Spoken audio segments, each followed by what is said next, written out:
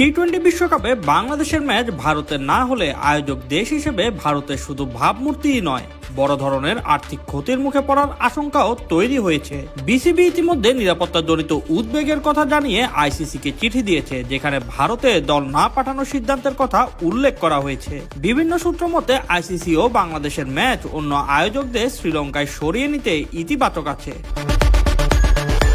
বাংলাদেশের এমন অবস্থানের পেছনে আইপিএলে মুস্তাফিজুর রহমানকে হুমকির প্রেক্ষাপটে বাদ দেওয়ার ঘটনাই মূল কারণ। বিশ্বকাপের গ্রুপ পর্বে বাংলাদেশের 4টি ম্যাচ হওয়ার কথা ছিল ভারতের 2 ভেন্যুতে, কলকাতার ইডেন গার্ডেন ও মুম্বাইয়ের ওয়াংখেড়ে স্টেডিয়ামে। ইডেনে 63,000 এবং ওয়াংখেড়েতে 33,000 দর্শক বসে খেলা দেখতে পারেন।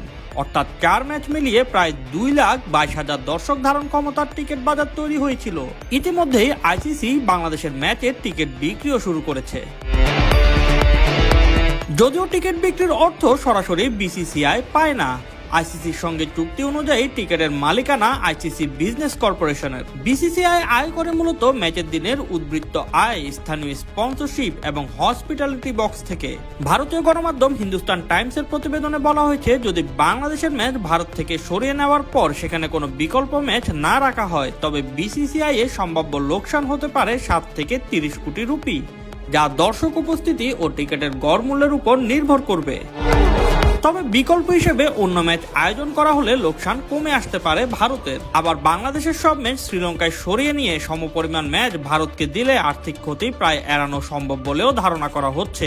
শেষ পর্যন্ত এই বিষয়ে আইসিসি কি সিদ্ধান্ত নেয় সেটির দিকেই এখন তাকিয়ে ক্রিকেট বিশ্ব। Shoaib Shams, BD sports time.